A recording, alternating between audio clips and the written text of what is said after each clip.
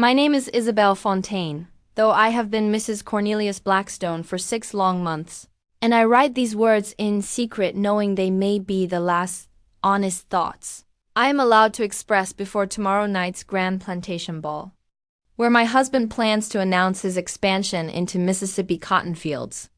An expansion that will tear away the only source of joy in my imprisoned life, the marriage that brought me from my family's sugar plantation in Louisiana to this vast cotton empire in Alabama was celebrated as the union of 2 great Southern fortunes. But for me it felt more like being sold at auction to the highest bidder. My father's gambling debts had made our family vulnerable, and Cornelius Blackstone's proposal offered salvation at the price of my freedom. Belle, darling, my mother had said when explaining the arrangement, Mr. Blackstone is one of the wealthiest men in the entire South. His cotton plantations stretch across 3 states. You'll want for nothing as his wife, want for nothing except love, respect, or any voice in my own destiny. Cornelius was 48 years old, with cold gray eyes and hands that felt like dead fish when he touched me. Everything about him spoke of a man who measured worth in terms of profit and saw people as assets to be acquired rather than souls to be cherished. Miss Fontaine, he had said during our first meeting, you possess exactly the breeding and beauty that would complement my position in society. I believe we could form a very advantageous partnership. As if marriage were a business venture rather than a sacred bond between 2 people who chose to love each other. His proposal contained detailed discussions of dowry and property rights, but no mention of affection or compatibility. The wedding itself was a spectacle designed to display wealth rather than celebrate love. 500 guests gathered at our family plantation to witness my transformation from Isabel Fontaine into Mrs. Blackstone. Each detail calculated to impress rather than honor the supposed joy of the occasion. You look magnificent, my dear, Cornelius had whispered as we posed for portraits after the ceremony. A perfect ornament for Blackstone Manor. You'll find that I take excellent care of my valuable possessions. The phrase that revealed exactly how he viewed our marriage. I was acquiring his name and protection, while he was acquiring a beautiful young wife to enhance his social standing and bear his heirs. Blackstone Manor was even more imposing than I had imagined. A Greek Revival mansion with massive white columns, surrounded by gardens that had been designed to showcase the wealth built on the labor of over 600 enslaved people. The scale of the operation dwarfed anything I had known in Louisiana. Welcome to your new home, Cornelius announced as our carriage approached the house. 20,000 acres of the most productive cotton land in Alabama, generating profits that would astound even your business-minded father. 20,000 acres worked by human beings who would never share in the prosperity they created. The contrast between the elegant mansion and the rows of slave cabins visible in the distance made my stomach turn with a mixture of guilt and revulsion. The house itself was furnished like a palace, with imported marble floors and crystal chandeliers that cost more than most people earned in decades, but it felt cold and lifeless, more like a museum than a home. Every object chosen for its value rather than its beauty or meaning. Mrs. Blackstone, said Ruth, the elderly house servant assigned to attend to my needs, Master Cornelius wants you to know that dinner will be served at 8, and he's invited some business associates to meet his new wife. Business associates who would examine me like livestock at market, evaluating whether Cornelius had made a good investment in acquiring such a young and attractive spouse. The thought of being displayed for their approval made my skin crawl. That first dinner was exactly as degrading as I had feared. Wealthy planters and their wives treating me like an interesting acquisition while discussing cotton prices and slave management with the casual brutality that characterized their world. Cornelius, you've outdone yourself, declared one guest, a plantation owner from Mississippi. Your new wife is even more beautiful than the rumors suggested. Beauty and breeding, Cornelius replied with obvious satisfaction. Essential qualities for any man seeking to establish a lasting dynasty built on the systematic exploitation of human beings. Legacy measured in cotton bales rather than human dignity. I smiled and nodded while inwardly rejecting everything these people represented. The conversation that followed revealed the true scope of Cornelius's empire and his plans for further expansion.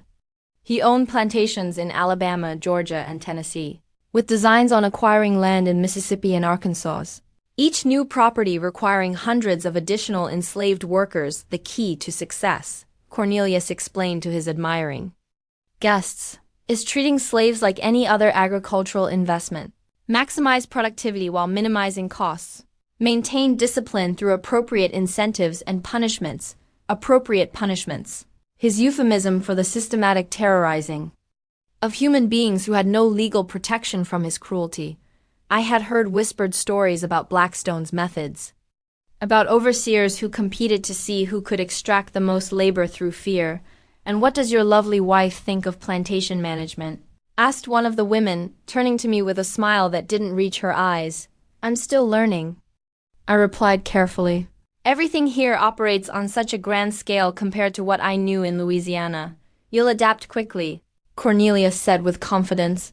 "Intelligent women always understand the practical necessities of our way of life. Practical necessities that required me to close my eyes to suffering and my heart to compassion. To become complicit in a system that treated human beings like farm equipment. The expectation was that I would not just accept but actively support the machinery of oppression that funded our luxury. My attempts to escape the suffocating atmosphere of the house led me to explore the plantation grounds, ostensibly to admire the gardens but actually to find spaces where I could breathe freely away from the constant reminders of wealth built on bondage. It was during one of these walks that I first encountered Gabriel, though I didn't yet know his name or the profound impact he would have on my life. I was examining the roses in the formal garden when I heard the sound of horses approaching and turned to see a man leading a magnificent stallion toward the stables. He was perhaps 26 years old, with the kind of natural grace that comes from years of working with animals. His mixed heritage was evident in his features, suggesting one parent of African descent and another of European. But it was his bearing that captured my attention. The dignity he maintained despite his circumstances. "Good morning, ma'am," he said politely, removing his hat when he noticed my presence. "I hope Thunder didn't startle you.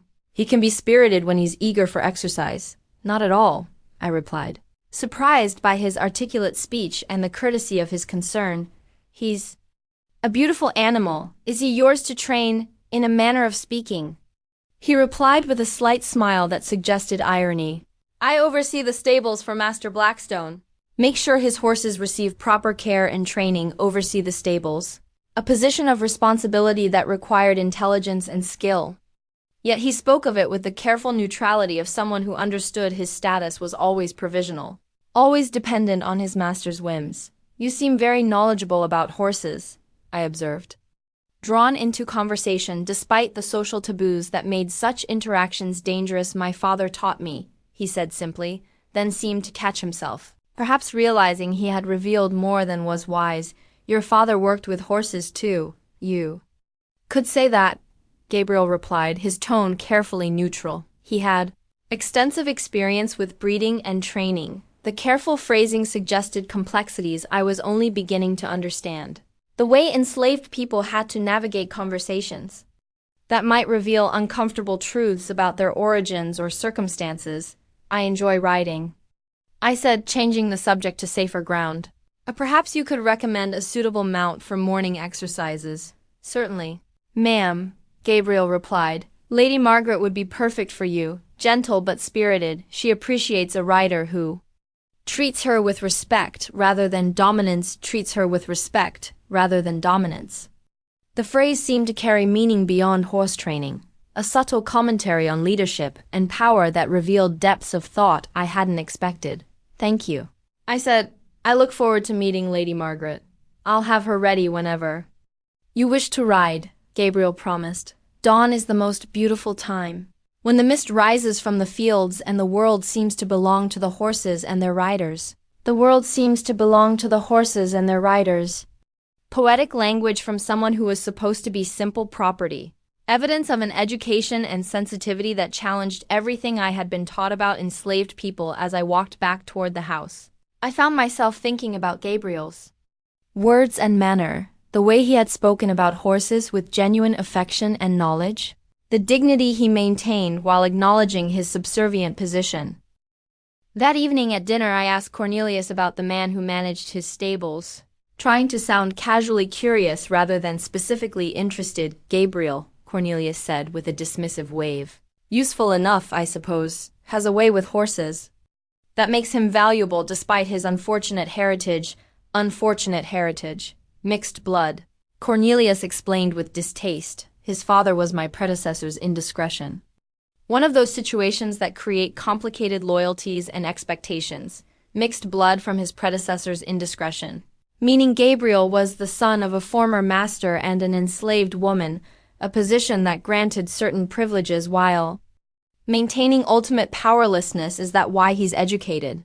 I asked carefully. "Educated is a generous term," Cornelius replied. "He can read and write enough to keep stable records, but don't mistake basic literacy for real intelligence." But I had already seen evidence of real intelligence in Gabriel's thoughtful responses and careful word choices.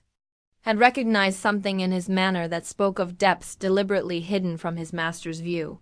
I was thinking of taking up riding again. I mentioned. He offered to select an appropriate horse. "Fine," Cornelius agreed absently. "Just remember to maintain proper boundaries. Slaves can become presumptuous if they're treated with too much familiarity." Proper boundaries designed to prevent exactly what was beginning to happen to me, the recognition that Gabriel was a human being, deserving of respect rather than property to be managed. The dangerous realization that intelligence and dignity existed regardless of legal status. That night I lay in the bed I was forced to share with Cornelius, and thought about Gabriel's description of dawn rides, about the possibility of experiencing moments of beauty and freedom even within the constraints of my imprisoned life. I was Mrs. Cornelius Blackstone, trapped in a marriage that felt like bondage, but I was also Isabelle Fontaine, a woman capable of recognizing worth and dignity wherever they appeared. Even in the most unexpected circumstances. Tomorrow I would take that dawn ride, would begin what I thought was simply an escape from the suffocating atmosphere of the house.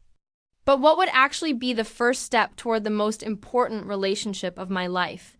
The cotton tycoon's wife was about to discover that love could bloom even in the harshest soil, that freedom might be possible even for those who seemed most completely trapped. Dawn came soft and gray across the Alabama cotton fields, with mist rising from the river and the first birds beginning their morning songs.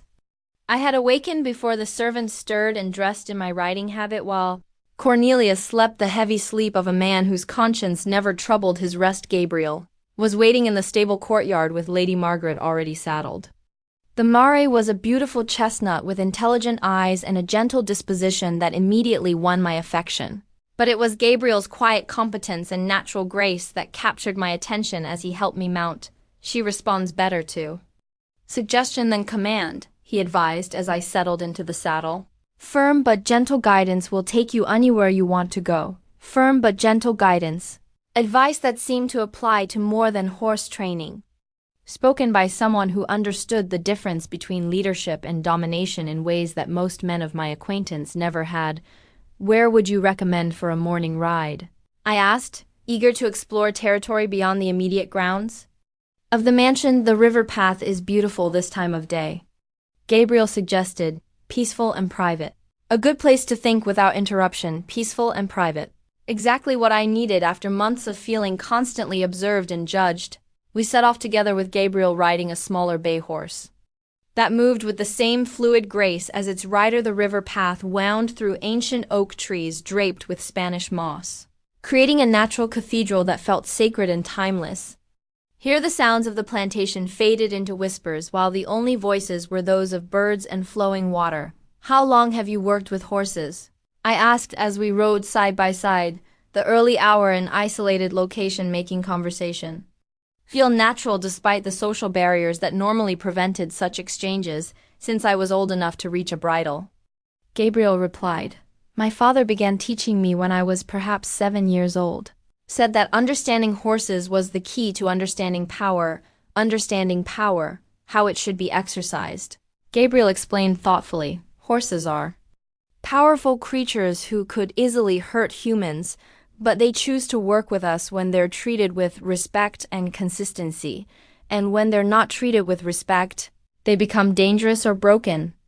Gabriel said simply, fear might produce temporary compliance, but it destroys the spirit that makes partnership possible, partnership rather than domination, respect rather than fear. The principles he described stood in sharp contrast to everything I observed in Cornelius's management of both animals and people. You speak about horses as if they have feelings. I observed because they do, Gabriel replied with conviction. Anyone who works closely with them learns to recognize their moods, their preferences, their individual personalities. And people, I asked carefully, do you think the same principles apply to people? Gabriel was quiet for a long moment, clearly weighing how much honesty was safe in such a conversation. I think, he said finally, that all creatures respond better to kindness than cruelty, to respect than dominance. All creatures. A carefully neutral phrase that avoided directly challenging the racial hierarchy while making his point clear. Here was someone who understood power dynamics in ways that went far beyond stable management. Tell me about your education, I said, emboldened by his thoughtful responses, informal but thorough. Gabriel replied, my father's wife taught me letters and numbers. Said that knowledge was armor against ignorance. His father's wife, not his mother. Indicating the complex family dynamics that existed when masters took enslaved women as mistresses while maintaining legal marriages to white women. Gabriel had been educated by his father's legitimate wife, creating loyalties and obligations that defied simple racial categories. What do you like to read? Poetry, mostly, Gabriel admitted. Something about the way words can capture feelings that are too big for ordinary conversation. Poetry about feelings too big for ordinary conversation.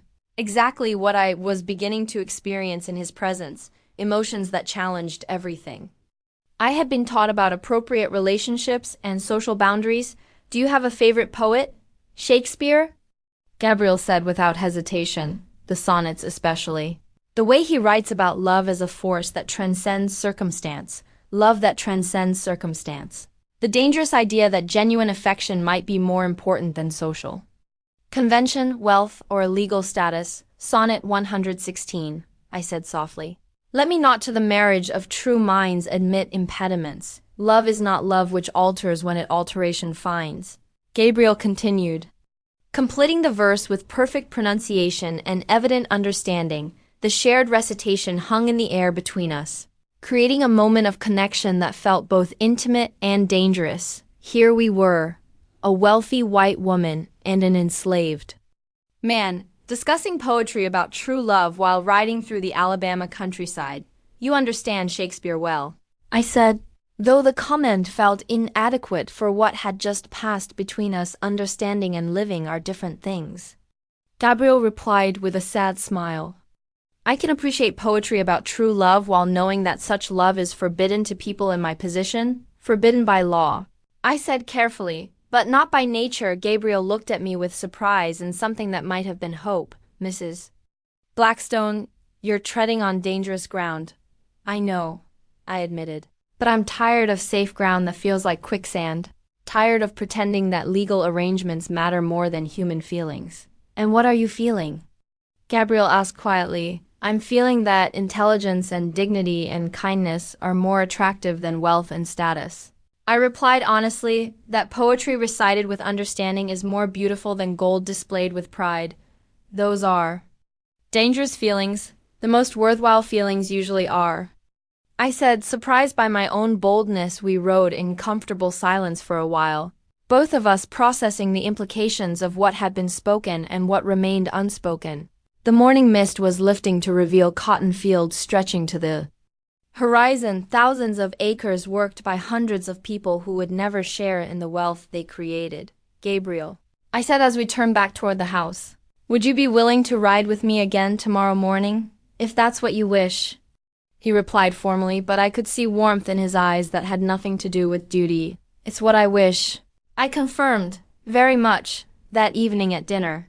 Cornelius discussed his business affairs with the casual brutality that characterized all his conversation, expansion plans that would require purchasing hundreds of additional enslaved workers, new plantations in Mississippi where he could apply his proven methods of maximizing productivity, The key is maintaining proper discipline. He explained to a visiting businessman. Slaves must understand that their only value lies in their labor. Any sense of personal worth or individual identity creates problems.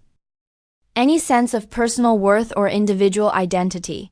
Exactly what I had seen Gabriel maintain despite his circumstances. Exactly what made him more attractive than any man I had ever met. And what about breeding programs? The visitor asked. I understand you've had success with selective breeding to produce stronger workers, considerable success.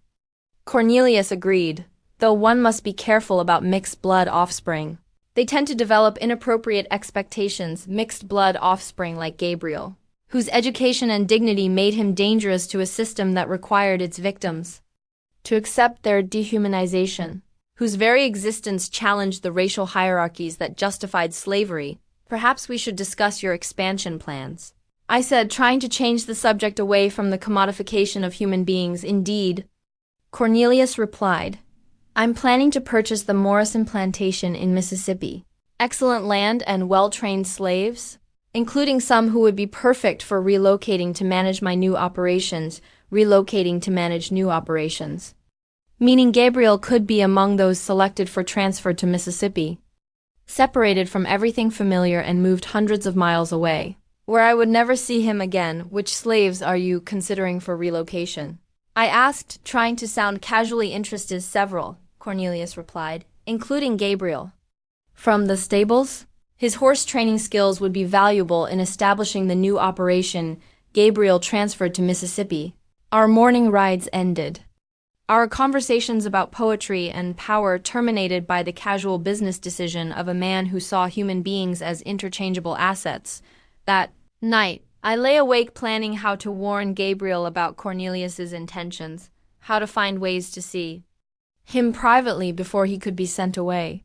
The thought of losing the only source of genuine connection in my life felt unbearable. I was Mrs. Cornelius Blackstone, trapped in a marriage that grew more repulsive with each passing day, but I was also Isabelle Fontaine, a woman discovering that love could bloom in the most unlikely circumstances, that intelligence and dignity were more attractive than wealth, and power. Tomorrow's morning ride would be different, charged with urgency and the need to address feelings that had been growing between us despite every barrier that society placed in our path. The cotton tycoon's wife was falling in love with her enslaved riding companion, and the consequences of that love would soon transform both their lives in ways neither could have imagined. The knowledge that Gabriel might be sent to Mississippi hung over me like a death sentence, making every moment precious and every conversation urgent. I had 3 weeks before Cornelius planned to finalize the plantation purchase.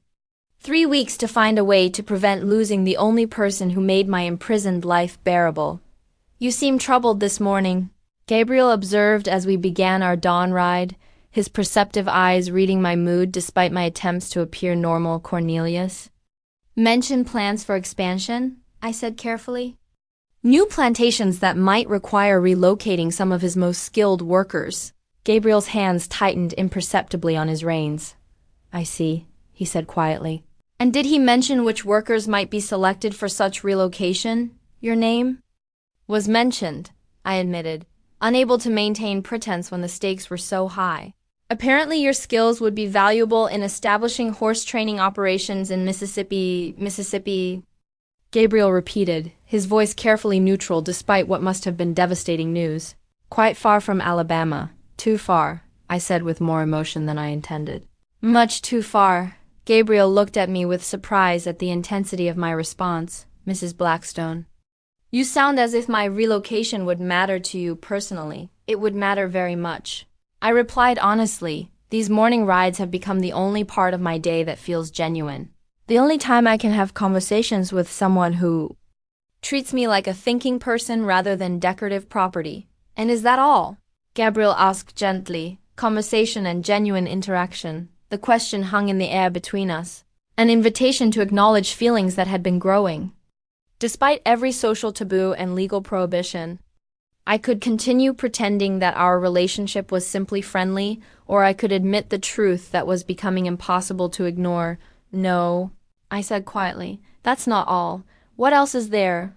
Love, I whispered, the word feeling both dangerous and liberating. I've fallen in love with your intelligence, your dignity, your ability to find beauty and meaning despite impossible circumstances. Gabriel brought his horse to a halt and turned to face me directly, his eyes searching my face for signs that I understood the magnitude of what I was confessing. Isabel, he said, using my given name for the first time, do you understand what you're saying?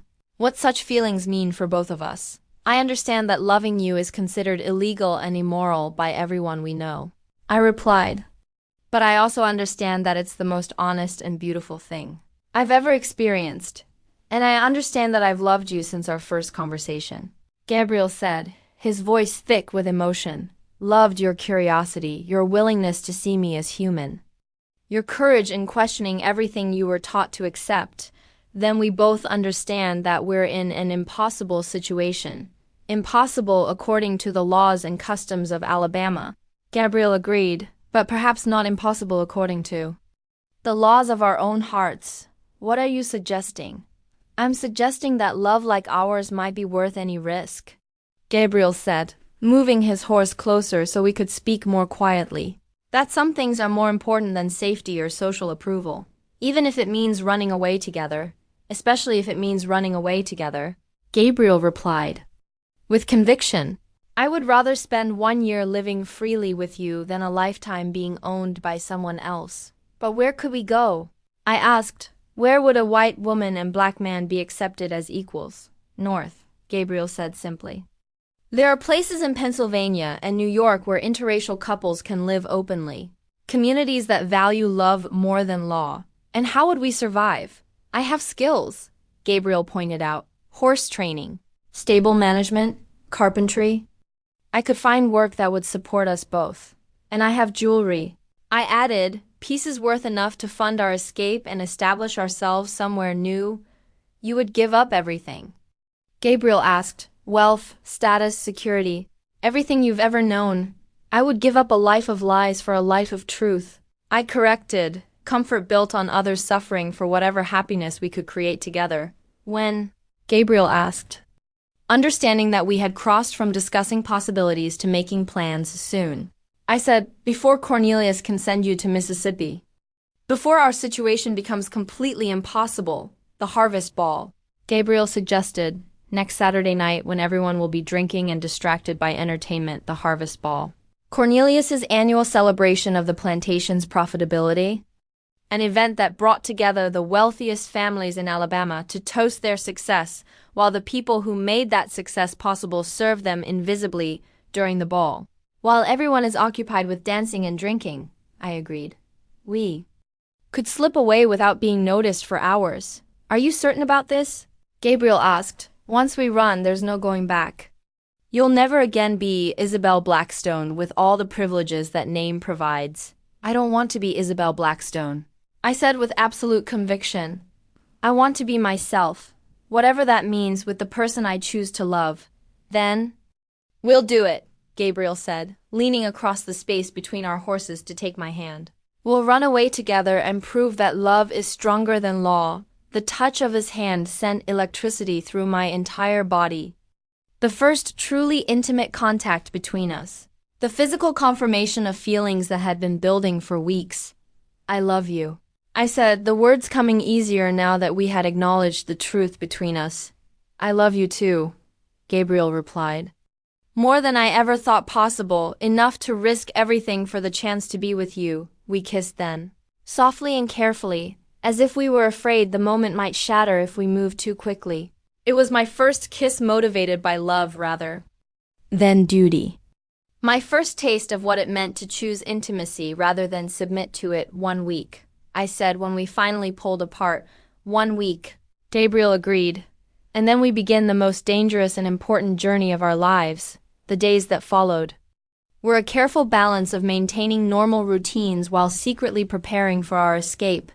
I gradually converted jewelry into portable wealth while Gabriel studied maps and made contact with people who might help fugitives reach the north. The seamstress in town has connections, he told me during one of our rides. People who help both escaped slaves and anyone else seeking to disappear quietly. Can we trust her? She's helped others, Gabriel said, and she understands that some situations require desperate measures. What about after we escape? I asked, how do we avoid being caught and returned? Careful planning, constant movement, and the help of people who believe love is more important than law. Gabriel replied, it won't be easy, but it's possible if we're smart and determined. Smart and determined, qualities we both possessed, despite the different circumstances that had shaped our lives. Intelligence that could overcome obstacles and determination that could sustain us through the hardships ahead. The night of the harvest ball arrived with all the elaborate preparation that characterized Cornelius's entertainments. Musicians from New Orleans, champagne from France, guests arriving in carriages that cost more than most people earned in years. You look magnificent tonight, Cornelius said as I descended the stairs in my finest gown. The perfect hostess for an evening that will establish new business. Relationships worth millions, millions earned through the systematic exploitation of human beings. Wealth that would grow through expansion into Mississippi using methods that treated people like agricultural equipment. I smiled and nodded while inwardly rejecting everything the evening represented. The ballroom filled with the wealthiest and most powerful people in Alabama. Plantation owners and their wives celebrating another profitable year, while the enslaved people who made that profit possible served them with invisible efficiency. Mrs. Blackstone, said one guest, your husband tells us you're adapting well to life at such a grand plantation. It's been educational. I replied truthfully, though not in the way she imagined. The scale of operations here is truly impressive. Another guest observed, 600 slaves producing cotton that supplies mills throughout the Northeast, 600 human beings whose labor created wealth they would never share, whose children were born into bondage to ensure the continuation of the system that enriched their owners. As midnight approached, and the guests became increasingly intoxicated with champagne and their own success, I began making my preparations, excusing myself from conversations to retrieve the bag I had hidden containing our travel funds and essential supplies. Gabriel is waiting in the stable, I told myself as I slipped away from the celebration. This is our chance for freedom, our only chance. The ballroom music faded behind me as I made my way through the servant passages toward the stables, my heart pounding with fear and excitement as I approached the most important moment of my life. Gabriel was waiting with 2 horses already saddled and supplies packed for our journey north. His face serious but determined as he helped me mount. Ready? He asked. Ready, I confirmed. Though I had never been less ready for anything in my life as we rode away from Blackstone Manor into the Alabama night, leaving behind the sounds of celebration and the lights of the mansion. I felt the last threads connecting me to my old life snap forever. I was no longer Mrs. Cornelius Blackstone, wealthy plantation mistress. I was Isabel, in love with Gabriel, fugitive from injustice, woman brave enough to choose love over security despite the enormous risks behind us. The harvest ball continued in ignorance of our escape, Cornelius toasting his expansion plans while unaware that his wife was riding toward freedom with the man he considered property. Ahead of us lay uncertainty, danger, and the possibility of building a life based on love rather than law, choice rather than compulsion, truth rather than the lies that sustained the world we were leaving behind. The cotton tycoon's wife had fled with her enslaved lover toward whatever future they could create together, proving that some bonds are stronger than chains, some loves more powerful than law, some dreams worth any sacrifice to achieve. The journey north was a month-long odyssey through landscapes that changed from cotton fields to pine forests to mountains, each mile taking us further from the world that had defined us and closer to a future we would have to create from nothing but love and determination. We traveled by night and hid by day, always listening for the sounds of pursuit that could mean capture and death. The dogs will be able to track us for the first few days, Gabriel warned as we crossed into Georgia. But if we can reach the river and follow it upstream, the water will break our scent trail. The river was icy cold even in late October, our horses struggling to maintain footing on slippery stones. While we tried to put as much distance as possible between ourselves and the inevitable search parties that Cornelius would organize, he'll offer enormous rewards, I said as we paused to rest on a sandy bank. Enough money to make every bounty hunter in the South want to capture us. But he'll also be embarrassed, Gabriel pointed out. Admitting that his wife ran away with a slave reflects badly on his ability to control his own household, which means he might try to handle the search quietly rather than making it a public spectacle, for a while. Gabriel agreed, but eventually pride will overcome embarrassment, and then we'll face professional slave catchers with unlimited resources. Professional slave catchers who knew every trick for tracking fugitives, who had connections throughout the South and rewards that would tempt anyone who recognized us. The thought made my blood run cold. Our first real test came on the 5th night when we approached a small town in northern Georgia and had to decide whether to risk asking for help or continue trying to survive on our own increasingly meager supplies. There's a church, Gabriel observed, studying the collection of buildings from our hiding place in the woods. Sometimes ministers will help people in desperate situations, and sometimes they'll turn in fugitives for the reward money. I pointed out, how do we know which kind this minister might be? We don't, Gabriel admitted. But we're running out of food and our horses need rest. We have to trust someone eventually. The minister who answered our midnight knock was a young man, perhaps 30 years old, with kind eyes and clothes that suggested modest circumstances rather than wealth. When Gabriel explained that we were travelers in need of assistance, he invited us into his kitchen without asking uncomfortable questions. You folks look like you've been riding hard, he observed as his wife prepared food. Running from something or toward something? Both, I replied honestly. Running from injustice toward the hope of freedom, I see, the minister said with understanding. And I suppose that asking for details might put both of us in difficult positions? It might, Gabriel agreed, but we can pay for any help you provide. Payment isn't necessary, the minister's wife said firmly. Helping people in need is what Christians are supposed to do. Regardless of their circumstances, they provided us with food, fresh clothes, and most importantly, information about safe routes through the mountains of North Carolina and Virginia, communities where fugitives might find temporary shelter. There are people, the minister explained carefully, who believe that certain laws are contrary to God's will, who feel obligated to help those seeking freedom regardless of legal consequences. Are you such a person? I asked.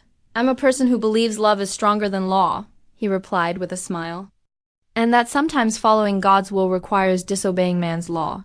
His words gave us hope that we might find other allies during our journey north, people who valued human dignity more than legal compliance, who were willing to risk their own safety to help strangers reach freedom. The second week of our journey brought us to the network known as the Underground Railroad. Though we discovered it was less organized than the name suggested, and more dependent on individual courage than systematic planning, each conductor knows only the next station, explained a Quaker farmer who sheltered us for 3 days. That way, if someone is captured and forced to talk, they can't reveal information that would expose the entire network. The farmer's wife provided us with new identities, documents that identified us as a married couple traveling north to visit relatives. The papers were expertly forged, but would only withstand casual inspection. You'll need a story that explains your relationship, she advised, something that satisfies curiosity without raising suspicions. What do you suggest? Gabriel asked. Say you're from New Orleans, she proposed. That your father was a French merchant who freed you and provided for your education. That you married a woman whose family accepts such arrangements. New Orleans, with its complex racial heritage and French colonial history, where relationships between people of different backgrounds were more common and less remarked upon than in other parts of the South. The story worked well enough to get us through several checkpoints, though we received suspicious looks from officials who clearly disapproved of what they saw, even if they couldn't prove it was illegal. You folks traveling far? Asked one sheriff who examined our papers with excessive attention. Pennsylvania, Gabriel replied calmly. My wife has family there who need assistance with their business. Long way to travel for family business. Family obligations don't recognize distance, I said with what I hoped was convincing sincerity. Indeed they don't. The sheriff agreed, returning our papers with obvious reluctance. You folks be careful. Lots of dangerous characters on the roads these days. Dangerous characters like us, fugitives whose love was considered criminal, whose very existence challenged the racial hierarchies that these officials were sworn to protect. The most dangerous moment of our entire journey came near the Virginia border when we were stopped by a group of professional slave catchers who had been alerted to watch for a runaway matching Gabriel's description. "This boy looks familiar," their leader said, studying Gabriel's face with the intensity of someone comparing him to a wanted poster. "You sure these papers are legitimate?" "Completely legitimate," I replied with more confidence than I felt. "My husband is a free man, has been his entire life." "Free man is he," the leader said with a sneer. "Funny how many free men look exactly like valuable runaway property, perhaps. Because you see what you want to see rather than what's actually there," Gabriel said calmly, though I could see tension in his shoulders. "Careful, boy," the leader warned. "Free or not, you'd better watch your tone when speaking to white men." The confrontation stretched on for 20 minutes that felt like hours. The slave catchers clearly suspicious, but unable to prove that our documents were forged, or that Gabriel was anyone other than who he claimed to be. "You folks can go," the leader finally said with obvious reluctance. "But if I find out you've been lying, there'll be consequences." As we rode away from that encounter, I realized how completely our lives had changed. How we now existed in a world where our freedom depended on the mood of strangers, where a moment's bad luck could destroy everything we had risked to achieve. "How much further?" I asked as we approached what we hoped was the Pennsylvania border. "Another day's ride," Gabriel replied. "Maybe two if we have to avoid main roads. Another day or two before we reached legal safety. Before we could stop hiding and start building whatever life was possible for people like us." The Pennsylvania border was marked by nothing more than a weathered sign. But crossing it felt like stepping into a different world for the first time. Since leaving Alabama, we could travel openly during daylight hours, could speak to each other without fear of being overheard. "We made it," Gabriel said as we stood on free soil for the first time. "We actually made it. We made the first part," I corrected. "Now we have to figure out how to build a life." The city of Philadelphia welcomed us with its bustling streets and diverse population. Here interracial couples were uncommon but not unknown, viewed with suspicion by some but accepted by others, who had learned to value character over color. Our first apartment was a single room above a bakery in a neighborhood where former slaves lived alongside European immigrants and radical abolitionists. We furnished it with second-hand items bought with the money from my jewelry, creating our first home as free people. "It's not much," I said as we arranged our few possessions. "It's everything," Gabriel replied. "It's ours, chosen by us, paid for. With our own resources." I found work as a seamstress while Gabriel was hired by a Quaker businessman who valued his skills with horses over his race. Within months we were earning enough to dream of saving money, perhaps eventually buying a small farm where we could be completely self-sufficient. "What do you want most?" Gabriel asked one evening as we planned our future. "I want to marry you," I said without hesitation. "Properly, legally. In a church that recognizes our love as sacred, even though Pennsylvania law allows such marriages," Gabriel replied. "Finding a minister willing to perform the ceremony might be challenging.